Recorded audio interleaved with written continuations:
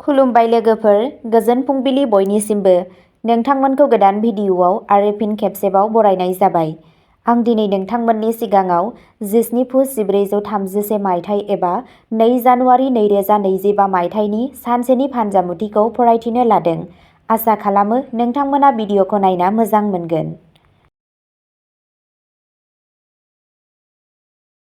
गिबियावनो दङ मेष राशि। दिनैनि साना मेष राशिनि सुबुंफोरनि थाखाय एसे सांग्रां जानायनि सान। खरसाया एसे बांगोन, नाथाय धोरोमारि हाबाफोराव नोंथांनि गोसो जानाया थाबाय थागोन। नोंथाङा मोनसे मोजां खामानि मावगोन। सावस्रिया एसे लोरबां जागोन। गुसुनिफ्राय बारग'नाय समाव लोमजानायनि जाथावना दं। मोजां मोनलायनाय जिउनि थाखाय साना एसे लोरबां, थेवब्लाबो खामानि मावनायनि थासारिया साबसिन जागोन आरो नखरनि सोद्रोमाफोरा मदद मोनगोन। नखरारि जिउआ खुसि आरो गोजोनजों बुंफबनाय जागोन। हरखाबै आयनि मुलाम्फा जागोन। दिनै नोंथाङा मान मोनगोन आरो नोंथांनि खामानिया जाफुंसारगोन। न' आरो गारि बायनायनि खाबु थागोन। गथ'सानि जिउ राहाजों सोमोन्दो थानाय जिंगाफोरखौ दबथायनाय जागोन। इसोरनि सायाव नोंथांनि फोथायनाया बांगोन। नोंथांनि दिनैनि खाफालगोनां दिगा जादों खोला-सानजा, खाफालगोनां अनजिमाया जादों 5 आरो खाफालगोनां गाबआ जादों गोथां गाब। वृषभ राशि। वृषभ राशिनि सुबुंफोरनि थाखाय दिनैनि साना जोबोद साबसिन जानो थांगासिनो दं। लोमजानाया रैखा मोननो हायो। सावस्रिया गोख्रों थागोन आरो आयआ बांगोन। मान मोनगोन। नोंथांनि मोजां मोनलायनाय जिउआव गोजोननाय थागोन। जुलि जानाय जिउआव जेंना थासेयावबो थासारिया साबसिन थागोन। नोंथाङा नखरनिफ्राय मदद मोनगोन आरो नोंथाङा नोंथांनि गोसोआव खुसि जागोन। दिनै दावबायनाय समाव सांग्रां जा। गारि आरो जुन्थियारिफोरखौ बाहायनाय समाव सांग्रां जा। दिनै नोंथाङा नोंथांनि बिबुंथिखौ सामलायनांगोन। नोंनि सावस्रिया लोरबां जानानै थागोन। रायज्लायनाय आखल-आखु आरो थिरांथाफोरखौ आन्दोआव दोन। सम्पथिजों सोमोन्दो थानाय जायखिजाया नांलायनाया दिनै सुस्रांजागोन। जिउ राहायाव हेंथाफोरखौ बोखारनायनि खाबु दं। नोंथांनि दिनैनि खाफालगोनां दिगा जादों खोला-सोनाब, खाफालगोनां अनजिमाया जादों 7 आरो खाफालगोनां गाबआ जादों ब्राउन गाब। मिथुन राशि। मिथुन राशिनि सुबुंफोरनि थाखाय खामानिनि बेलायाव दिनैनि साना मुखुब जानो हागौ। नखरारि जिउआ खुसि जागोन, नाथाय जुलि जानाय जिउआव जेंना फैगोन। दिनै बेरेखाफोरा नोंथांनि थाखाय साबायखर बावगोन। मोजां मोनलायनाय जिउनि थाखाय साना मोजां जानो थांगासिनो दं। गोसो होनानै खामानि मावनाया खामानि मावनायनि थासारिखौ साबसिन खालामगोन। दिनै नोंथाङा सिबिनाय बायदि मोनगोन। बिजिरसालि आरो बिजिरसालिनि खामानिया आबुं जागोन। दिनै नोंथाङा मुलाम्फानि खाबु मोनगोन। फालांगियाव मुलाम्फा गोनां खामानि आरो बिथांखिफोराव दावगानाय जागोन। खामानियाव दावगानायनि खाबुआ बांगोन। थाबथानाय रांखौ नोंथाङा मोनगोन। खरसायाबो एसे देरसिन जागोन। थेवब्लाबो नोंथाङा नोंथांनि सानफ्रोमबोनि रुटिनखौ साबसिन खालामगोन आरो नखरजों गोजोननाय बुब्लिफोर बारहोगोन। नोंथांनि दिनैनि खाफालगोनां दिगा जादों खोला-सानजा, खाफालगोनां अनजिमाया जादों 5 आरो खाफालगोनां गाबआ जादों टमेट'नि गाब। कर्क राशि। दिनैनि साना नोंथांनि राशिनि थाखाय जोबोद मोजां जागोन। नोंथाङा मोनसे समायना दावबायनायाव थांनो हागोन। नोंथाङा गासैयावबो जाफुंसारगोन आरो गोब्राब नाजानायनि फिथाइ मोनगोन। जुलि जानाय जिउआव मोजां मोननाय आरो अननायआ बांगोन। खरसाया गोबां जागोन। बबेबा गोजानाव दावबायनाया नोंथांनि थाखाय रंजाथाव जागोन। रावजोंबो नाङा-फाङा नांलाय-खमलाय दाखालाम, दाहारखौ मोनफिनगोन। फालांगियारि दावबायनाया जाफुंसारगोन। नोंथांनि फालांगिया मोजाङै मावगोन। रागा आरो रंजानायखौ दबथाय। दिनै नोंथांनि बिबानआ बांगोन। नोंथाङा नोंथांनि सानथांखि खालामनाय हाबाफोराव जाफुंसारगोन। नखरनि सोद्रोमाफोरजों गोरोबलायै जानो हागौ। नोंथांनि दिनैनि खाफालगोनां दिगा जादों सा-सोनाब, खाफालगोनां अनजिमाया जादों 6 आरो खाफालगोनां गाबआ जादों खमला गाब। सिंह राशि। दिनैनि साना सिंह राशिनि सुबुंफोरनि थाखाय मोनसे दावराव-दावसि सान जागोन। साननि जागायजेन्नायाव सोरजोंबा नांज्लायनायनि जाथावना दं। दिनै नोंनि मिथिंगायाव गिख्रंथाव जागोन। बिबुंथिनि गाज्रि आखुआ सोरनिबा सानखौ दुखु होगोन। सहायनो हायैनि जाहोनाव नखरनि आबहावाया दिदोम थाब्लाबो गाज्रि जागोन। रावनोबो सानालासै समायखिरा दाला, नङाब्ला बियो गोब्राब जागोन। खामानि एबा फालांगिनिफ्राय राङारि मुलाम्फा जागोन, नाथाय दान्थे बिदान्थेनि उनावसो। दाहार लानाय आखुआबो नोंथांखौ दुखु होगोन। नोंथांनि माखासे गोरोन्थिनि थाखाय नोंथाङा मिनिनायनि बाथ्रा जाहैगोन।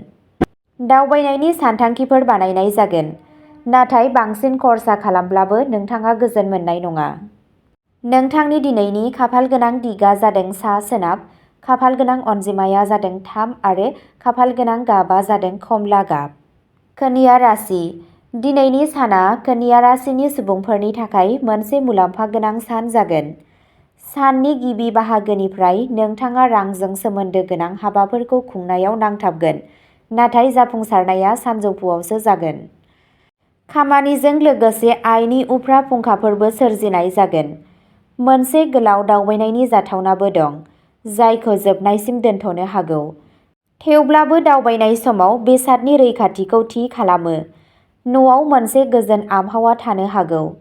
नोंथाङा नखरनि सोद्रोमाफोरनि खुसिनि थाखाय रांबावजानिफ्राय बांसिन खर्सा खालामगोन। नाथाय राङारि मुलाम्फानि थाखाय रांखान्थियारि थासारिया दिदोम जागोन। दिनै नों गावनि सावस्रिखौ नेवसिगोन। नोंथांनि दिनैनि खाफालगोनां दिगा जादों सा-सोनाब, खाफालगोनां अनजिमाया जादों 7 आरो खाफालगोनां गाबआ जादों गोमो गाब। तुला राशि। दिनैनि साना तुला राशिनि सुबुंफोरनि थाखाय एसे सांग्रां जानायनि सान। खरसाया एसे बांगोन, नाथाय नोंथाङा धोरोमारि हाबाफोराव गोसो होजागोन। नोंथाङा मोनसे मोजां खामानि मावगोन। सावस्रिया एसे लोरबां जागोन।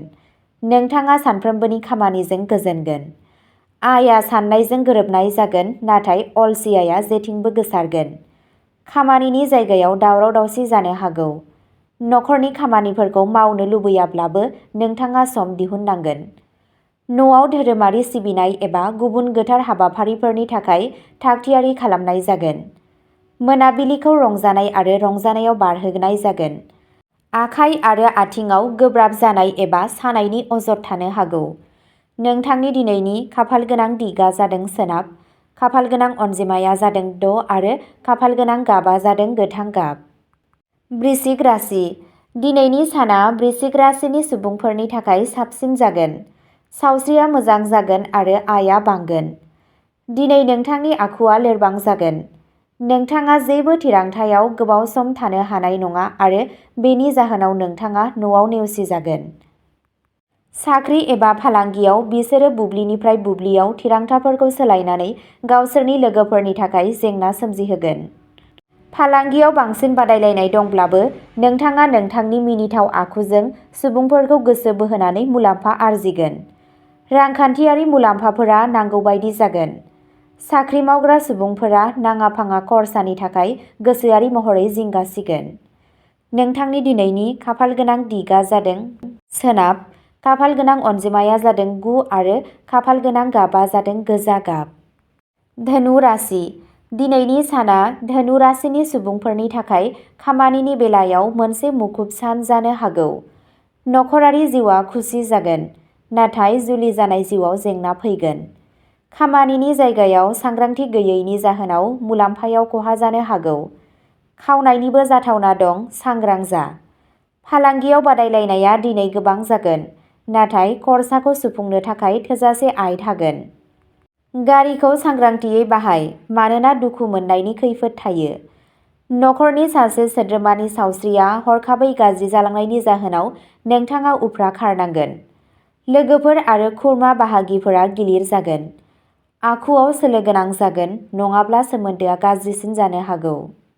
नोंथांनि दिनैनि खाफालगोनां दिगा जादों सा-सानजा, खाफालगोनां अनजिमाया जादों 5 आरो खाफालगोनां गाबआ जादों गोजा गाब। मकर राशि। दिनैनि साना नोंथांनि राशिनि थाखाय जोबोद मोजां जागोन। नोंथाङा गासैयावबो जाफुंसारगोन आरो गोब्राब नाजानायनि फिथाइ मोनगोन। नोंथांनि सानस्रिफ्रा गुबुन सुबुंफोरखौ गोहोम खोख्लैगोन आरो नोंथांनि खामानिनि फालांगियाबो नोंथांनि सुबुंथिनि गोहोआव जौगागोन। रांनि होंगो-दोंगोआ दिनै रोखा जागोन। जुदि नोंथाङा एसे बांसिन नाजायोब्ला नोंथाङा बांसिन मुलाम्फानि मोन्थाइ मोननो हागोन। सानजौफुनि उनाव सुबुंफोरा धोरोमारि हाबाफारिफोराव बाहागो लागोन आरो बेफोरनि खरसाबो जागोन। नखराव माखासे खरसा जागोन, नाथाय रांखान्थियारि थासारिया मोजां जायोब्ला बांद्राय गिलिर जानाय नङा। नखराव मोनसे मोजां आबहावा थागोन। नोंथांनि दिनैनि खाफालगोनां दिगा जादों सानजा, खाफालगोनां अनजिमाया जादों 8 आरो खाफालगोनां गाबा जादों गोथां गाब। कुम्भ राशि। कुम्भ राशिनि सुबुंफोरा दिनै न'आव एबा खामानि मावग्रा जायगायाव जायखिजाया खामानि मावो बेयाव थारैनो जाफुंसारगोन। नोंथाङा रायजोआरि सेक्टरनिफ्राय मान मोनगोन। मिथिंगायाव अनसायनायनि मोनसे मोनदांथिबो थागोन आरो गोनांथि गोनांफोरखौ जेसेबां हायो एसेबां हेफाजाब होगोन। बेयो रांखान्थियारि जौगानायनि सान जानो थांगासिनो दं, नाथाय बेनि थाखाय नोंथाङा जायखिजाया थिरांथायाव गोख्रों जानांगोन। खामानि मावग्रा जायगायाव लोगोफोरनि आंखाल जागोन, जाय माखासे बेले-बेजे सोमजिहोगोन। दिनै नखराव गोजोन फैगोन आरो बिमा-बिफाखौ सिबिनो खाबु मोनगोन। गोनांथार खामानिजों लोगोसे रंजानायाव खरसानि जेबो आंखाल जानाय नङा। बाहागिफोरखौ लोगो हमनो मोनसे बिथांखि थागोन। नोंथांनि दिनैनि खाफालगोनां दिगा जादों खोला, खाफालगोनां अनजिमाया जादों 9 आरो खाफालगोनां गाबा जादों गलापि गाब। मीन राशि। मीन राशिनि धोरोमारि सानदांथिफोरा दिनै गोख्रों जागोन। साननि जागायजेननायाव नोंथाङा सिबिनायाव मुखुब जागोन। नोंथाङा मोनसे धोरोमारि ओनसोलावबो दावबायगोन। दिनै नोंथाङा नोंथांनि बांसिन समखौ गोसो गैयाजासे नोंथांनि खामानिनि जायगायाव हगारगोन। जायखिजाया गोजाम खामानिनिफ्राय राङारि मुलाम्फा जागोन आरो गोदान रादायफोरबो मोननो हागोन। नाथाय दानो बेफोरनि सोमोन्दै मोनसे दुखु नांगोन। गावजों गाव नांलाय-खमलायनि जाहोनाव नखरनि आबहावाया गाज्रि जानो हागौ, नाथाय थासारिया गिख्रंथाव जानाय नङा। नोंथाङा सानजौफुआव बायजोआव थांनो थाखाय सिगांनो सम थिखानानै दोनगोन। नखरनि खरसानि अनगायैबो गावारि खरसायाबो बांगोन। जिउ लोगोरिजों सोमोन्दोआ मोजां जागोन आरो नोंथाङा जयै मोनसे सम्पथि बायगोन। नखरारि जिउआ खुसि आरो गोजोनथाव जागोन। नोंथांनि दिनैनि खाफालगोनां दिगा जादों सा-सोनाब, खाफालगोनां अनजिमाया जादों 6 आरो खाफालगोनां गाबा जादों गोथां गाब। अब्ला दिनैनि राशि फरायथिनाया एसेनोसै।